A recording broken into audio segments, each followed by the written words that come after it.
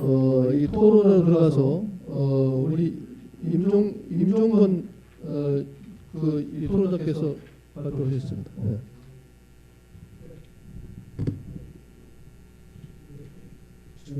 준비해지는데 뭐 시간이 촉박을 써가지고 고생들을 많이 하시는 것 같습니다.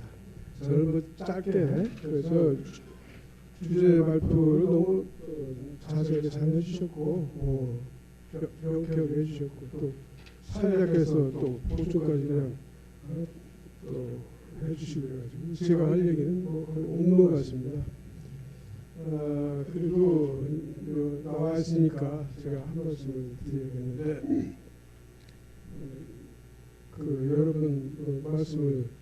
여러분들이 말씀을 하셨는데 이 가짜 뉴스에 대한 겁니다. 또 하나는 또 이 제3지대에 대해서 아까 저 주장 앞에서 말씀하셨는데 거기에 대해서 제가 좀 생각을 했던 바가 있어서 그거에 대해서 한마디만 보태도록 그렇게 하겠습니다. 이 가짜뉴스에 관한 거는 제가 2021년도 미국 대선 좀 지켜보는 가운데 좀 눈에 띄는 것이 있었는데 당시 그 바이든 후보죠. 바이든 후보의 그 아들 헌터 바이든 지금 요즘도 지금 문제가 되고 있는 사람입니다. 그 사람이 갖고 있던 랩탑에 관한 얘기가 있었습니다. 이 사건은 대선 바로 3주 전에 그 바이든하고는 적대적이었던 그 뉴스 매체가 폭스뉴스인데 폭스뉴스의 그 계열사의 그 뉴욕 포스트라는 그 타블로이드 신문이 있습니다. 그 신문에서 3주 전에 보도를 했습니다. 미국 선거에서 옥토버 서프라이즈라는 게 있습니다. 여러분 잘 아시겠지만 그건 이제 선거 직전에 이제 깜짝 뉴스를 터뜨리는 겁니다. 우리말로 특종이 단독인이라는 이런 타이틀을 달아가지고 그런 뉴스를 터뜨리는 것이 이제 옥토버 서프라이즈인데 그 내용이 뭐였냐면 헌터 바이든이 우크라이나 그 공기업에서 브리스마라고 하는 그런 공기업이 있었는데 그래서 이사로 근무할 때 그게 2014년 일입니다. 부통령인 아버지로부터 부당한 도움을 받았다 하는 사실이 헌터의 랩탑에서 나왔다는 겁니다. 랩탑에 그런 이메일이 있어서 그 이메일이 이제 나왔는데 그동안에 바이든 후보는 자기는 그 아들을 도와준 적이 없고 아무 관련이 없다 이렇게 계속 주장을 해왔기 때문에 이 사실이 확인이 된다 그러면은 선거 막판에 아주 큰 타격을 받을 수 있는 그런 사건이었습니다. 그런데 미국의 그 주류 언론들이 이 보도를 묵살을 해버렸어요. 뉴욕타임이나 워싱턴 포스트 아예 쓰지도 않았고 그리고 트위터인가요? 트위터에서는 뉴욕 포스트가 들어가지도 못하게 검색 대상에서 그걸 제외시켰어요. 그런 뉴스는 미국 유권자들이 볼 필요가 없다. 그런 조치입니다. 왜냐하면 이 보도가 의혹이 너무 많았습니다. 헌터의 랩탑은 헌터가 갖고 있던 랩탑이 고장이 나서 지 동네에 있던 컴퓨터 가게에다가 수리를 맡겼는데 그 가게 주인이 고남원이에요. 이 사람이 맡겨놓고서 안 찾아가니까 이제 아마 안에 들어있는 내용물들을 하나하나 이제 다 뒤져본 겁니다. 근데 거기서 그게 나왔다는 거예요. 그래가지고 그 이메일이 나와서 바이든 부통령 때인데 부통령이 그 주소를 해서 그쪽 우크라이나 사람들하고 만나게 하고 해서 감사하다는 내용의 그 이메일이 오고가 온 거가 있다. 그러니까 그거는 사실이라고 하면 확실한 거지 않습니까? 그러니까 이제 뉴욕 포스트에서 그렇게 대대적으로 썼는데 그거를 주류 언론에서 그 보도를 받지 않았어요. 그래서 그 주류 언론들이 왜 그렇게 했겠는가 하는 걸 저도 그때 생각을 해봤는데, 이거는 그 공화당원이라는 그 사람이 그 공화당원이라는 거, 가게 주인이 공화당원이라는 거하고 그걸 경찰에도 주지도 않고 트럼프 팸프에다 그걸 갖다 준 겁니다. 그런데 그런 행위 자체가 그래도 의심스럽다. 그렇게 보고 그거를 이제 뉴스 가치가 없다. 이거는 좀 가치는 있을지 모르지만은 팩트 체크가 제대로 안 된 거다. 이거 오보의 가능성이 있다. 이제 그렇게 판단을 한 거겠죠. 그래서 이제 그걸 안 쓰고, 그게 이제 최근에 이제 그 헌터 바이든이 무슨 뭐 다른 사건으로 지금 기소됐어요.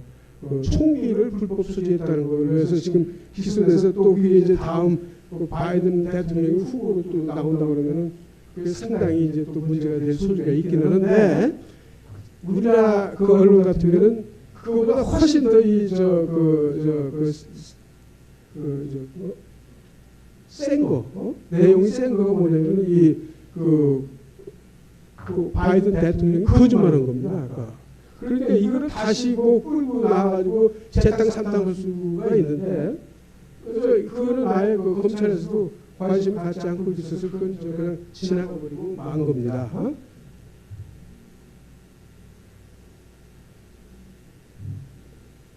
그냥 그 김만배 신앙님 그 인터뷰 기사가 이제 투표 사흘 전에 이제 뉴스타파에 보도됐습니다. 6개월 전에 한 그 인터뷰를 갖다 그런 식으로 홍보하라고 그러면 그럼 우리는 옥토버는 아니지만 하여튼 옥토버 서프라이즈 중에는 슈퍼 옥토버 서프라이즈라고 할 만한 겁니다. 이 보도가 여러분들이 말씀하셨는데 몇 곡지씩 해가지고 특집을 내고 난리 친 거는 잘 여러분들이 말씀하시고 여러분들이 다 아시는 일입니다. 어떤 신문에서는 사설까지 써서 의혹을 밝히라고 막 쓰고 그러는데, 그래도 대한민국에서 이거에 대해서 의문을 제기한 신문이 조선일보 딱 하나 있었어요. 다른 건 다른 데는 다 진보 보수할 것 없이 다 받았었고, 이게 조작의 의혹이 있다라고 쓴 거는 조선일보 하나밖에 없었습니다. 주제 발표에서도 나왔는데 한국 언론이 이미 신형 언론이 되어버려가지고 이 같은 사건이 한국에서 발생한다고 하면 절제력이 발휘될 것 같지가 않습니다. 그 기대하기가 어려울 것 같습니다.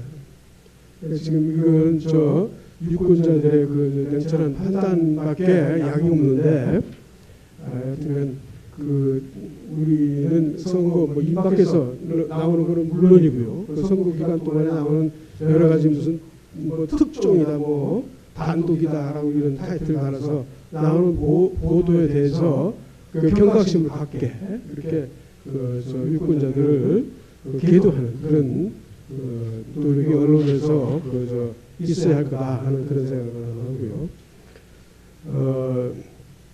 둘째는 제3지대에 관한 말씀을 드리겠는데,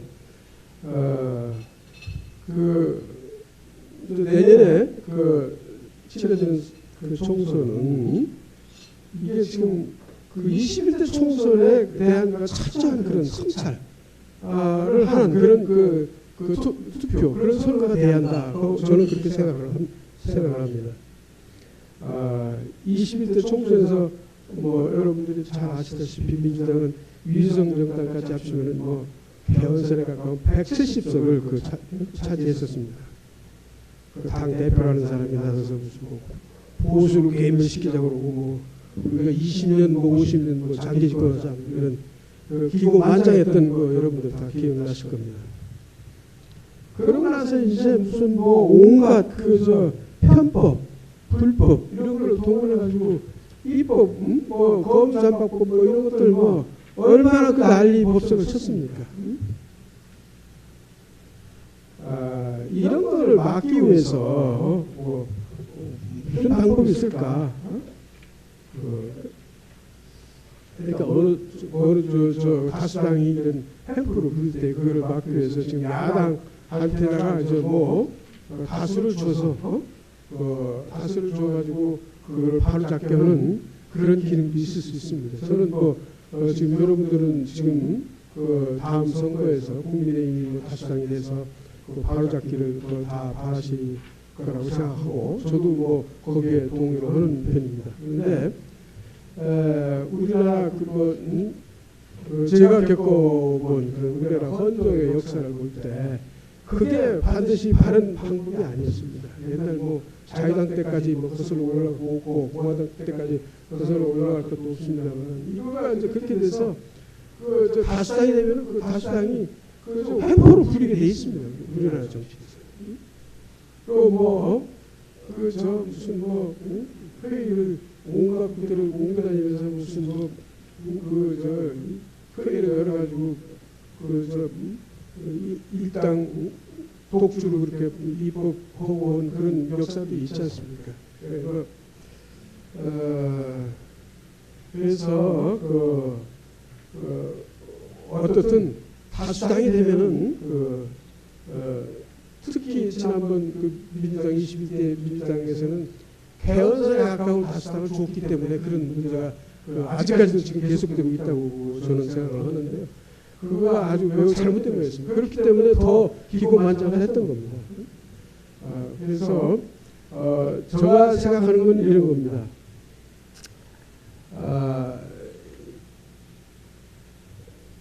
양당 중 양당에다가 거대 양당에다가 그 당 하나에다가 그냥 절대 다수 의석을 주어서 시정하는 것보다는 어떤 제3지대에 건전한 상식을 갖고 있는 그런 정치인들이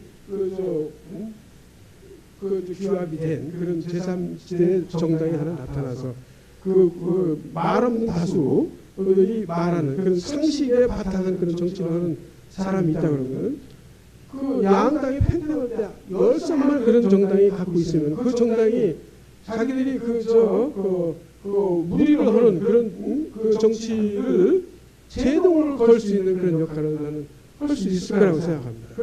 그런 정치가 그렇다고 해서 이게 뭐 다수당을 저는 다당제를 말씀드리는 건 아니고 그런 정당이 하나만 제대로 된 그 상식을 갖춘 사람들로 구성된 정당이 하나가 있어서 양쪽이 극단으로 가려고 하는 것을 제동을 시켜서 중간으로 이렇게 모으게하는 그런 역할을 하는 정당이 하나 있었으면 좋겠다. 그런데 그거를 주제 발표에서도 이제 조정훈이라는 사람에 대해서 이규진 발표자가 말씀하셨어요. 그래서 저도 그 사람에 대해서 유심히 제가 좀 워치를 해왔던 그런 편입니다. 그런데 그 사람이 결국 자기도 그렇게 해서 단 한 석을 가지고 그 역할을 했어요. 무슨 김건희 무슨 특검을 하자고 할 때 그거 안 된다 해서 그런 것도 맞고 어떻게 몇 번의 그 경우를 통해서 그 입법 활동을 통해서 그 사람이 민주당의 독주 불법 위법한 그런 입법 활동에 대해서 제동을 걸더라고요. 그래서 이런 사람이 있으면 이런 사람이 좀 정당을 하나 시대 정신이라는 게 정당이 돼서 유권자의 비례 후보라도 좀 많이 해서 한 10석이든지 5석이든지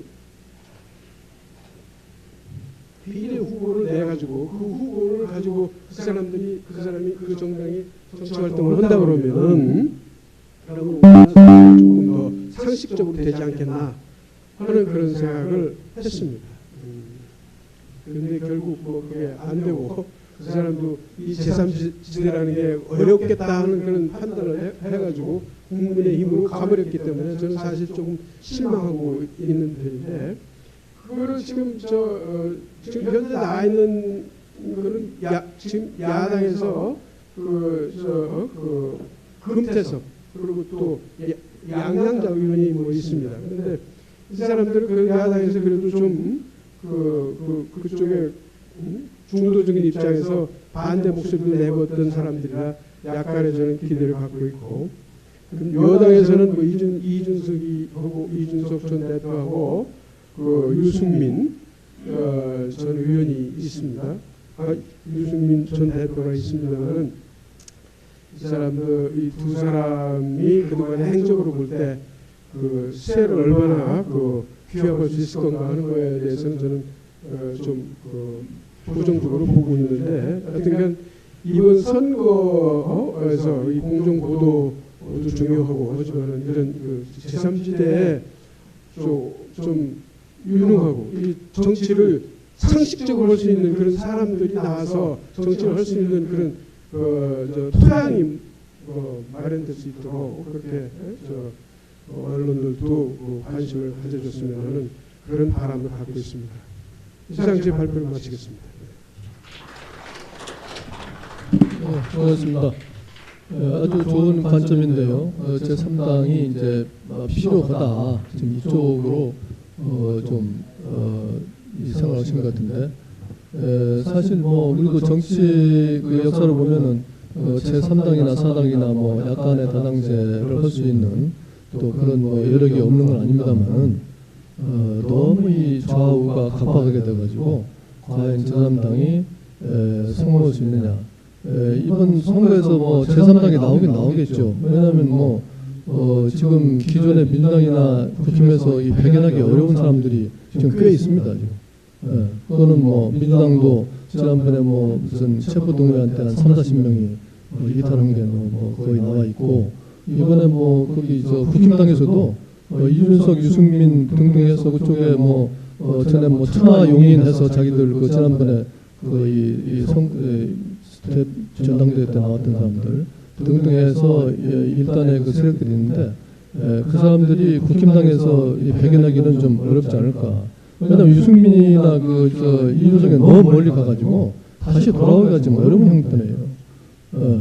왜냐하면 사람들은 우리 이 정당사에서 보기 힘든 존재입니다. 이게 옛날에 제가 신민당 출입할 때 YS 무슨 그다음에 이철승 시대에 제가 소위 말하면 구룡시를 겪어봤고, 이기 때까지 그냥 개파가 한 거의 7~8개 있던 치열할 때도 겪어봤는데, 서로 이렇게 내전 상태로 싸우지만 이렇게까지 자기 당에 대해서만 공격하는 사람은 없었어요. YS도 그렇고 다른 사람도 그렇고, 이 박정희 무슨 공화당 이런데 그냥 예를 들면은 하면서 자기 내부의 개파 간의 갈등 문제에서 여러 가지 공격을 하고 이렇게 된 거지. 이준석, 유승민 사람들은 이재명이나 이쪽에 대해서는 이런 방법 말이 없어요. 사실 이재명이가 보통 지금 당수입니까? 세상에 지구상에 그런 당수가 어디 있습니까? 그 정도로 엄청난 이 비리 사건에 연루되고, 한 사건도 아니고 그냥 무슨 대추나무 연구되듯이 수도 없이 정말 지금 걸려 있는 그 사람인데, 그런 식의 예를 들면 정당 당수가 존재해 주었다는 것은 대한민국이 아니고는 거의 불가능한 거죠. 그건 아주 정말 정치학자들이 연구해서 박사학위를 받아야 될 현상인데,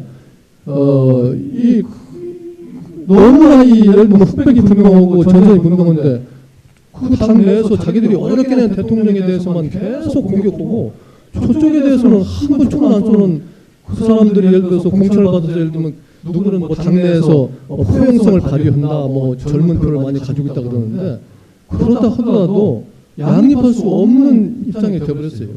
오히려 저는 민주당의 이상민이나 이런 사람들이 쓴소리하다가 민주당에서 공천 다시 받는 거는 난 그건 어느 정도 가능하다고 봅니다. 왜냐하면 그 사람들은 이 이상민 같은 사람은 수년이 내부 공격만 하지 않고 이쪽 이 보수에 대해서 상당히 비판적인 얘기를 해가면서 정치 생활을 좀 균형 있게 하는 사람들이거든요.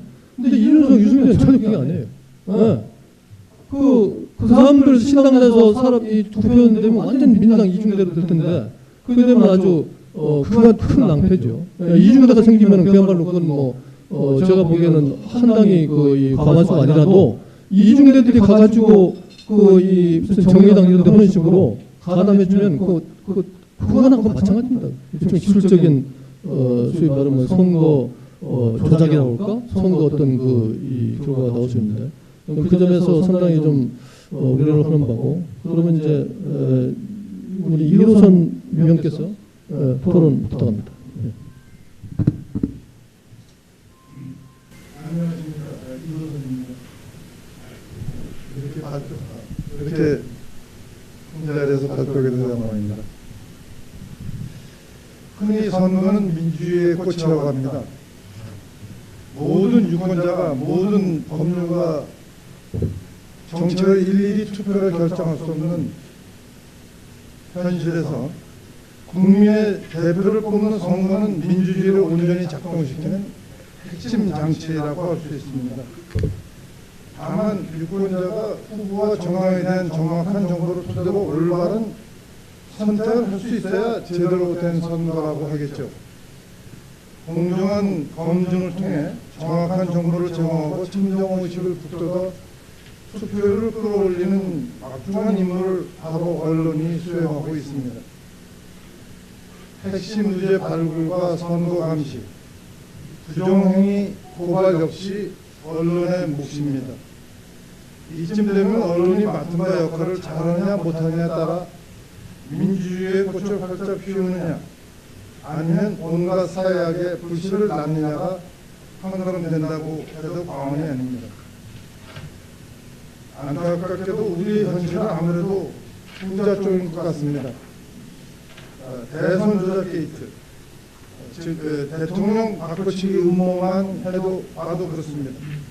신학림 전 언론노조 위원장이 2021년 9월 언론사 후배이자 대장동 몸통인 김만배 화천대유 대주주와 인터뷰를 한 뒤 가짜 인터뷰죠. 자신의 저서 3권을 주고 책값으로 받았다는 1억 6,500만 원에서는 정말 그린 냄새가 펄펄 납니다. 지난해 3월 초 6개월이 지나서 신 씨에게서 인터뷰 녹취록을 건네받은 인터넷 매체 뉴스타파는 대선을 불과 사흘 앞둔 3월 6일 윤석열 국민의힘 후보가 대검 중수부과장이던 2011년 부산저축은행 사건을 수사할 때 대장동 대출 브로커 조씨의 비리를 덮어주고 커피까지 타줬다고 보도했습니다. 그러나 최근 가짜뉴스 의혹으로 궁지에 몰린 뉴스타파가 스스로 공개한 녹취록에는 이러한 내용이 없습니다. 악마의 편집으로 이른바 커피데이트를 날조한 것입니다. 대선 TV 토론에서 이재명 후보는 윤 후보에게 그런데 커피를 왜 타주셨어요? 라고 천연덕스럽게 따지며 대장동 사건을 윤석열 게이트로 몰고 갔습니다. 정말 심각한 것은 이들 사이비 언론의 짜고 치기에 지상파, 종편, 신문 안 가리고 좌파 성향 매체들이 대거 가세했다는 점입니다. 이들 매체는 윤 검사를 본 적이 없다는 조 씨의 증언을 의도적으로 뭉갰습니다. 특히 광우병 조작 보도로 악명 높은 MBC PD 수첩은 대선 바로 전날 뉴스타파의 그 인터뷰 해설을 고스란히 방송하면서 윤석열 당시 부산저축은행 부실 대출 사건 주임 검사가 이 사건에 어떻게 관여했는지 언급합니다라는 자막을 내보내고 대장동 사건의 진실이 드러나고 있다는 이재명 후보의 발언을 그대로 전달했습니다. 공영방송의 호를 쓰고 편파 보도를 대놓고 자행했다는 비난을 면치 어려운 대목입니다. 한겨레 출신 홍문 기자가 운영하는 인터넷 매체 리포에트는 한 줄을 더 떴습니다.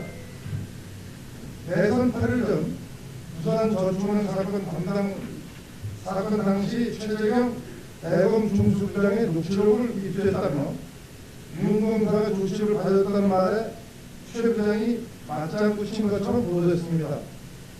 하지만 녹취록에 등장하는 최 부장은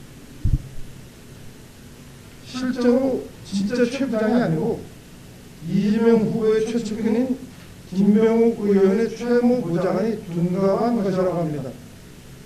이게 사실이라면 과거 변호사 시절 방송국 PD와 짜고 검사로 사칭했다가 전과자의 길로 접어든 이재명 후보를 깜치는 대형 범죄라고 하겠습니다. 대선 직전 여론조사에서 여유있게 앞서던 윤 후보가 실제 투표에서 0.73%포인트라는 간발의 차이로까지 쫓긴 데에는 이런 가짜 뉴스들도 한몫 단단히 했을 거로 보입니다. 언론의 무도한 선거보도는 비단 지난 대선만이 아닙니다. 아예 버릇이 됐습니다. 김대엽 씨가 제기한 병풍 의혹을 마구 퍼뜨려 대선 가도 1위를 질주하던 이해창 한나라당 후보를 낙마시킨 2002년 16대 대선도 그렇습니다. 당락이 겨우 2.3%포인트로 가진 아슬아슬한 선거였던 만큼 언론이 병역 정권자 김씨의 전력과 그가 증거물로 제시한 정확한 테이프를 단 한 번만이라도 검증했다면 노무현 정권은 탄생하지 못했을 수도 있습니다. 민주주의 근간의 선거를 능멸한 엄청난 사건이건만 김씨는 겨우 1년 9개월 복역으로 끝났고 그에게 부안해 동안 언론은 처벌은커녕 대국민 사과조차 없었습니다. 이해창 후보들의 병역 비리 의혹은 15대 대선 때 이미 새빨간 거짓말로 드러났는데도 4년 뒤에 똑같은 사기극에 언론이 또 휘말려들었다는 것은 변명의 여지가 없습니다. 그야말로 무책임의 극치입니다. 언론은 사회의 공기가 아니라 흉기로 지탄받는 이젠 한국을 탈퇴해야 합니다. 이념이나 정파의 나팔수 노릇을 하며 가짜 뉴스를 대중을 현혹한 데서 어찌 언론이라 하겠습니까? 미국 뉴욕타임스는 기자윤리 강령에서 언론인은 정치판에 설 자리가 없다고 분명히 선을 그어놓고 있습니다. 타임스의 기자들은 본인이나 신문사의 중립성에 의구심을 불러일으킬 어떤 행동도 해서는 안 되며 특정 후보나 정당 또는 입법을 위한 활동, 시위, 지지도 해서 안 됩니다. 기자는 선거 배지나 휘장을 이렇게 착용해도 안 되고 기자의 가족이나 기자의 집 앞마당에 선거 후보를 설치하거나 부착해서도 안 됩니다. 이렇게 철저하게 그 선거 주식을 운영하고 있습니다. 다른 유력 언론사들도 대동소이합니다. 우리도 주요 언론사는 그 선거 보도 주식이라는 게 있긴 있습니다. 그러나 그 내용이 특정 정당에게 유리 또는 불리한 보도 배제, 정책 비교와 공약 검증 등 유권자의 올바른 선택에 도움을 주는 정보 제공 등 정말 두루뭉술이어서 불공정 편파 보도를 제어하는 데 별로 도움이 안 됩니다. 심지어 기자가 촛불 집회 같은 정치행위에 공공행위 가담해도 그걸 뭐라고 제지하는 언론사가 저는 못 봤습니다. 세상을 깨우쳐 바르게 인도한다는 거창한 취지에서 언론을 사회의 목탁이라고 부릅니다. 그러나 국민 편가르기나 하는 우리 언론에는 전혀 가당치 않은 호칭입니다. 호칭이라고 봅니다. 망국의 조범이란 역사적 지탄을 받지 않으려면 더 늦기 전에 정신 차려야 합니다. 불공정 편파부는 절대 금물이고 지지율 전달에 급급한 경마장식 보도나 후보와 정책 검증은 뒷전이고 갈등과 대리만 부추기는 네거티브 보도도 지양해야 합니다. 어정쩡한 양결론을 펴는 비겁이나 전지적 시점에 오만도 버려야 합니다. 신뢰도가 영 떨어지는 엉터리 여론조사에 대한 과잉 의존도 탈피해야 합니다. 그리고 무엇보다 기자와 데스크의 공명정대한 게이트 키핑 정신이 살아 있어야 합니다. 아까 김 선배께서 말씀하셨지만 또 제가 워싱턴 특파원에 있을 때도 이 옥토버 서프라이즈라는 게 나왔는데요.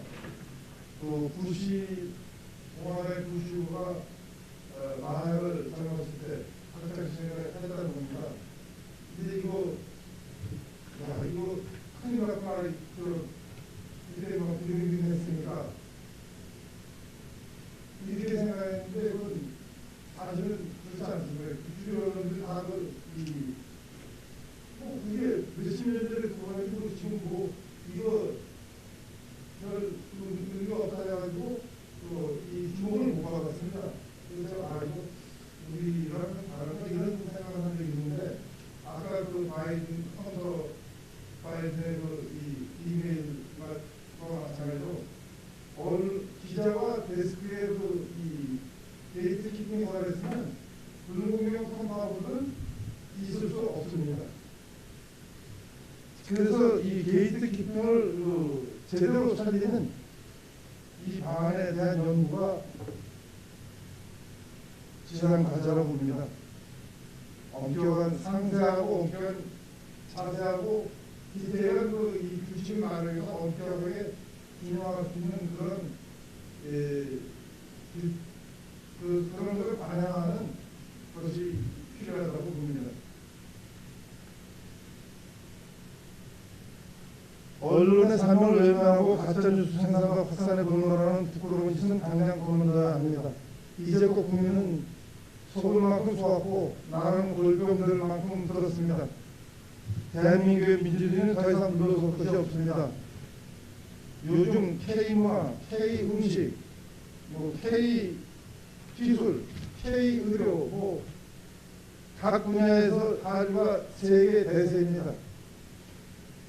반년도 안 남은 21대 총선은 K공정 모두의 전형을 확립해서 참된 나라의 일꾼을 뽑고 진정한 선진사회로 도약하기는 계기로 삼아야 하겠습니다.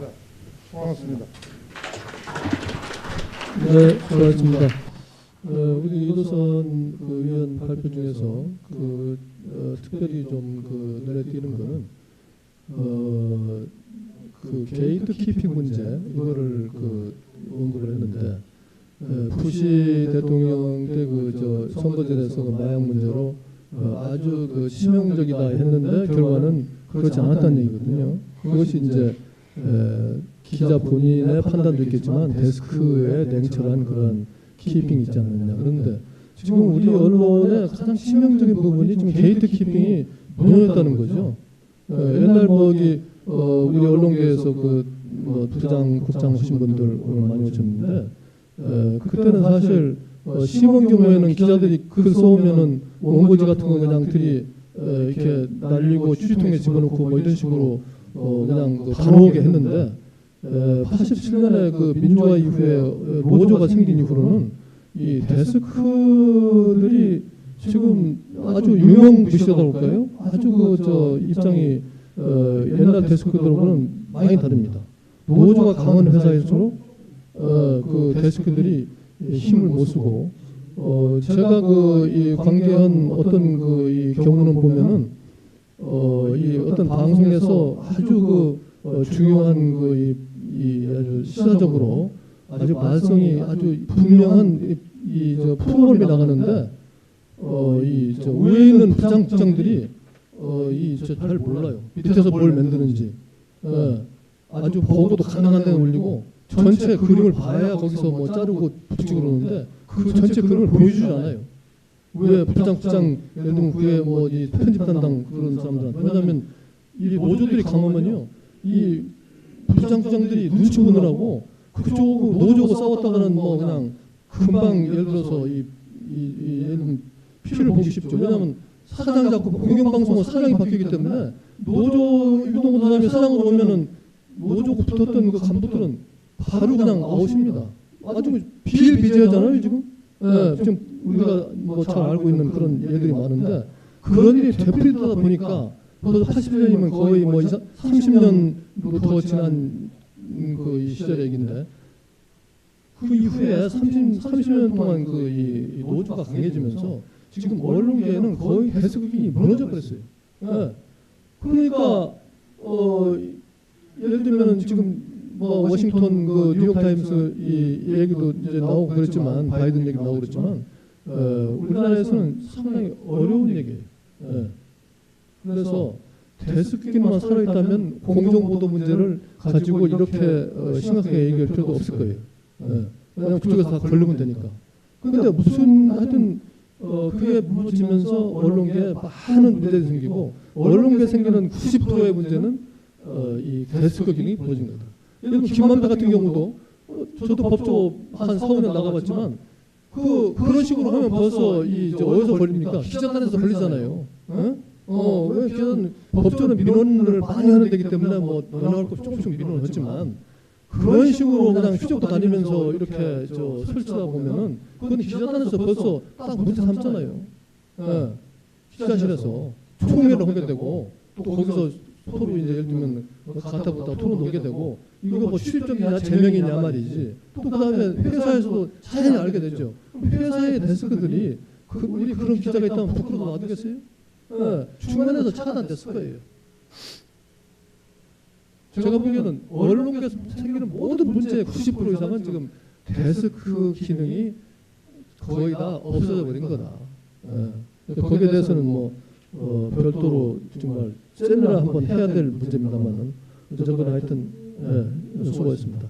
그다음에 우리 그 언론위원회가 아니신 이제 밖에서 오신 그 토론자인데 서덕구 변호사님 하도 유명하기 때문에 소개할 필요도 없으면 수고하십시오. 예. 정말 오늘 이 공정보도 이게 21대 총선 이걸 공정보도로 제대로 치르느냐 거기에 따라서 자유민주주의를 지키느냐 안 지키느냐 이것을 적절히 지적하신 우리 장석영 회장님께서 이 점을 특히 강조하셨습니다. 그리고 우리 오늘 주제 발표하시는 이규진 그 편집위원장님께서는 우리가 양보할 수 없는 헌법적 가치 그게 바로 자유민주주의다.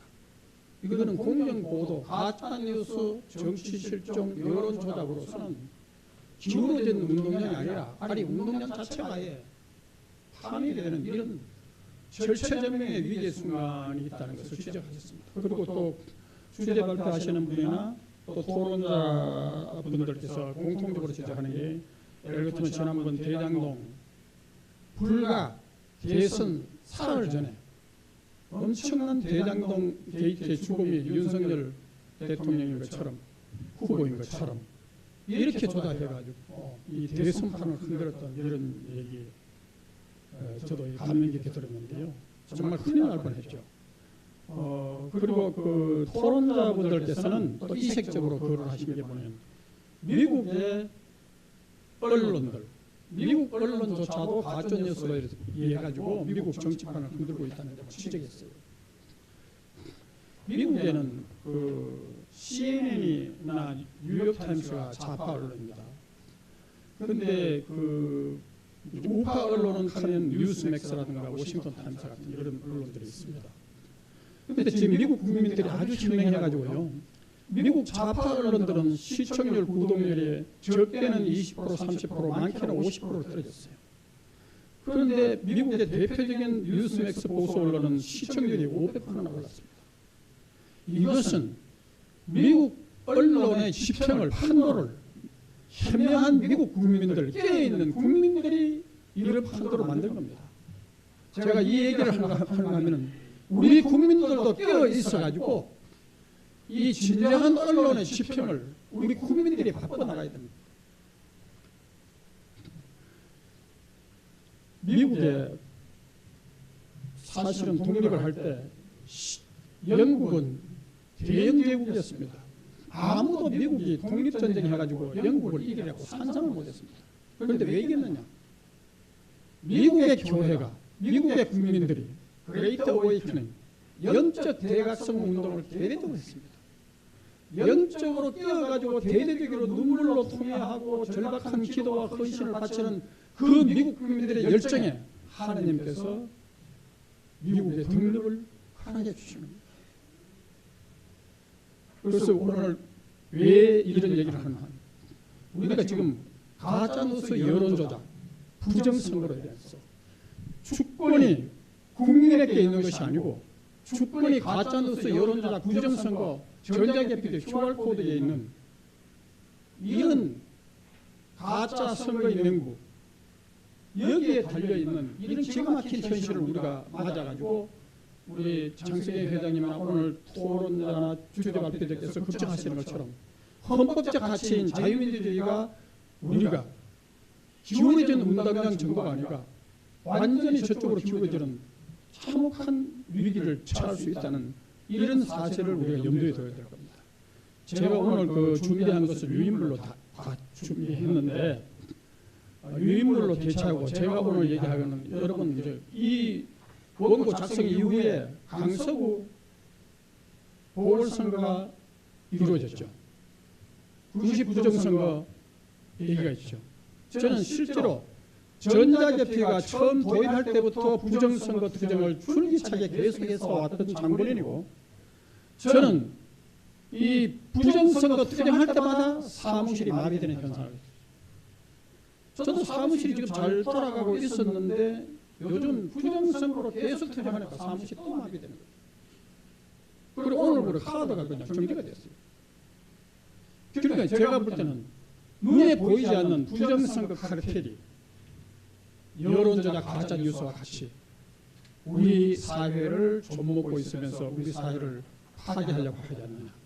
그래서 우리는 가짜뉴스, 여론조작, 부정선거라는 이 우상을 타파하지 않으면 우리도 과거에 모세가 시나이산에 올라가가지고 십계명을 받으러 오는 그 순간 금송아지로 우상 숭배를 하다가 40년 동안 강야심으로서 피눈물 나는 그 이스라엘 민족들의 고난을 우리도 겪을 수 있다는 것을 깊이 깨달아야 할 때입니다. 자, 4.15 부정선거 얘기해 봅시다. 서울, 경기, 인천 그 수많은 투표구가 다 더불어민주당 63% 그리고 민주통합당 국민의힘 전신이죠. 36% 모두가 똑같이 수많은 투표가 똑같이 63대 36, 63대 36 이런 식으로 통계학적으로 도저히 불가능하기 때문에 미국의 미시간 대학교 이 부정선거 탁월한 연구가조차도 이거는 통계학적으로 불가능한 것이다. 명백한 부정선거라고 했습니다. 우리나라의 많은 4.15 부정선거 투쟁가들이 우리 민병욱 전 의원을 비롯해서 수많은 사람들이 투쟁을 해왔잖아요. 그리고 지금도 뭐 수많은 유튜브에서 부정선거의 강서구 이거의 부정선거에 대해서 지금 밝히고 있지 않습니까? 그런데 놀라운 사실은 그렇게 63대 36, 63대 수백 개 투표가 똑같이 표가 나왔는데요. 이 국민의힘 전신은 민주통합당 지금도 국민의힘 마찬가지지만 부정선거에 대해서 아무런 관심 없어요. 지금 여러분 언론들 보세요. 제대본 언론.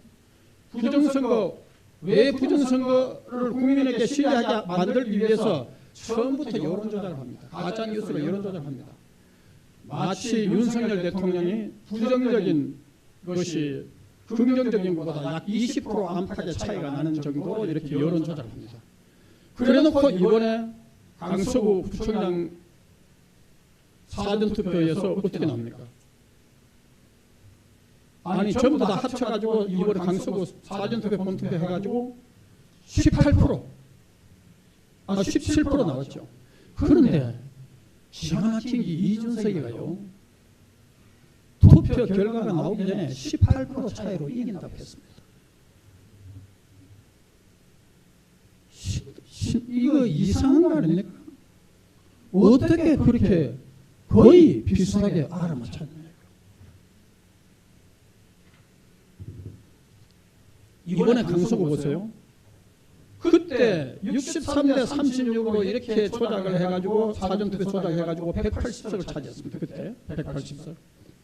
그런데 이번에는 6개 동에서 69%대 31%, 나머지 데도 비슷비슷하게 나왔어요. 그 6개 동에서 69%대 31%. 그러면 지난번에 63%대 36인데 이번에는 왜 69%대 31로 조정했느냐? 지난번에는 63대 36 하니까 180석이 돼가지고 3분의 연반계 개헌할 숫자가 안 된다 이겁니다. 그래서 이번에 69대 31을 하니까 이렇게 조작값이 나오면 어떻게 됩니까? 200석이 넘죠? 그러면 연방제 개헌이 가능하죠? 결국은 이번에 강서구청장 보궐선거는 연방제 개헌을 하기 위한 시뮬레이션 예행 연습에 불과하다는 겁니다. 제가 이것을 누누이 떠들었습니다. 그러니까 제 사무실에 완전히 마비가 됐어요. 아무도 상담하는 사람 자체가 없는 거예요. 저는 그래서 과거부터 마이너스 통장을 수도 없이 했어요. 저는 하나님이 감당할 수 없는 시련을 안 주시는 분이라고 생각했기 때문에 그 모든 고난을 그때 하나님의 그 말씀을 신뢰하고 이렇게 극복해봤습니다. 그래서 여러분 이번에 보세요. 김태우 후보는요, 사전투표 값이 1년 전에 사전투표 얻은 표수하고 비슷합니다. 거의 같습니다. 그런데 민주당 후보는 사전투표 값이 지난번보다 2배나 더 많아요. 아니 김태우 후보는 똑같은데 여기는 갑자기 사전투표 값이 2배로 더 뛰었습니다. 명백한, 이거는 경험치사에 있을 수 없는 명백한 부정선거입니다. 이거요, 우리 국민이 저항을 해가지고, 왜? 국민의 헌법은 주권이 국민에게 있는 거 아닙니까? 국민의 표를 도둑질하는 것은 국민 주권을 도둑질하는 것이고, 국민을 도둑질하는 거, 국민에게 배신하고 반란하는 겁니다. 이런 것은 극히 짜야 되고, 철저히 경찰이나 검찰이나 국정원이나 감사원이나 철저히 수사하고 감사해야 되고, 우리 국민들은 국민 저항을 해야 됩니다. 그래서 성경에 뭡니까? 진리를 알지니 진리가 너희를 자유케 하리라. The truth set you free. 진리가 우리를 자유합니다. 그러면 이것이 요한복음 8장 32절 말씀이고, 갈라디아서 5장 1절은 또 어떤 얘기가 있는가 하면, 그리스도께서 우리를 자유롭게 하였으면 너희는 다시는 종의 멍에를 매지 말라고 했습니다. 종의 멍에를 안 매려고 하면 어떻게 합니까? 진리가 우리를 자유케 한다는 이 말씀을 우리가 따라서 가짜뉴스, 부정선거, 여론조작이라는 이런 우상을 타파할 때 우리는 다시는 종의 멍에를 쓰지 않고 자유를 얻게 되는 겁니다. 그리고 그러면 왜 윤석열 후보는 0.73% 이겼느냐? 그때 4.15 부정선거 때 우리가 거리투쟁을 했습니다. 저도 거리투쟁에 나섰습니다. 거리투쟁에 나섰는데 그때 보니까 이 선관위가 겁을 집어먹은 거예요. 지난번에는 30-40% 조작했지만 이번에는 10% 내지 20%만 조작해도 얼마든지 이길 수 있다고 판단한 겁니다. 워낙 거리투쟁을 하니까. 그래서 10% 내지 20%만 조작값을 했는데 0.74% 자기들이 계산 잘못해가지고 결국은 했는 거예요. 그래서 다시는 이런 실수를 안 저지르라고 이번에는 69대 31 압도적으로 이렇게 조작을 한 겁니다. 연방제 개헌을 하기 위해서 이렇게 조작값을 만드는 겁니다. 얼마나 많은 유튜브들이 지금 열렬히 하고 있습니까? 여러분, 보수 유튜브, 특히 부정선거 투쟁하는 유튜브 여러분들을 도와주셔야 됩니다. 그리고 또 우리는 저보고 하대요. 투쟁하셨습니다. 변호사님, 국민의힘 쳐들어갑시다. 아, 그럼 나도 같이 갈게요. 국민의힘 정신 차려야 됩니다. 국민의힘의 지난번 선거법을 어떻게 타협했느냐? 사전투표 합법화, QR코드 합법화, 전자개표기 합법화, 선거법을 그리 해야 여야 통과시켰습니다. 부정선거 마음대로 하라고 아예 통과시켰습니다. 이런 국민의힘을 우리가 어떻게 믿습니까? 그래서 우리는 국민의힘에게 쳐들어가가지고 우리가 국민들이 국민 저항을 해야 됩니다. 그리고 윤석열 정부 이거는요, 이번에 강서구 이 투표 결과는 하나님께서 이 증거를 보여주시면서 이거 부정선거 밝히면 연방계 개헌을 하게 된다는 시뮬레이션 예행연설이라는 이 증거를 보여주시면서 윤석열 정부와 경찰, 검찰, 감사원, 국정원 우리 국민에게 내리는 최후 통첩입니다.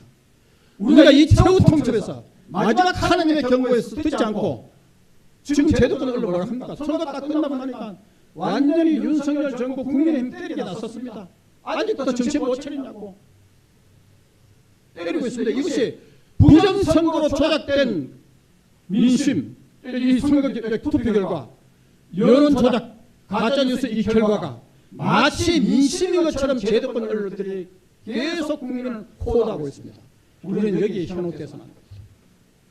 그래서 이제 시간이 다 됐기 때문에 제가 끝내겠습니다.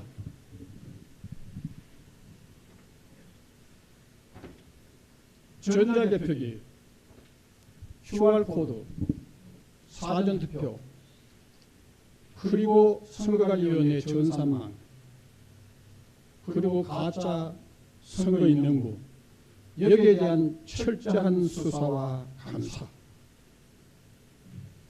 그리고 국민 저항, 이것은 하나님과 국민의 명령입니다. 감사합니다.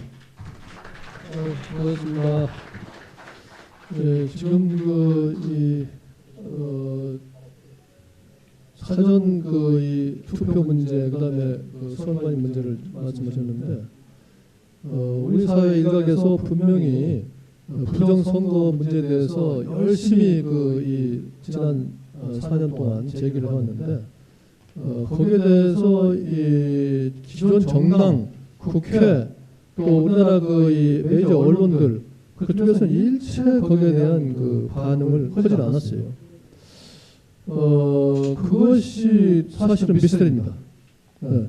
또 선관위는 아까도 말씀드렸지만 북한에서 해킹을 이렇게 마음대로 할 수 있고, 또 이렇게 소쿠리 사건 때도 얘기가 많이 됐지만 조금 전에 말씀하신 사전 투표에서 거의 2대 1에 가까운 격차를 보이는 결과가 나가지고, 그것도 일정한 예를 들면 통계학상 있을 수 없는 그런 이 불가사의한 일들이 일어났는데, 거기에 대해서 선관위가 제대로 해명하거나 기자회견하거나 무슨 이 설명을 한 적이 없어요.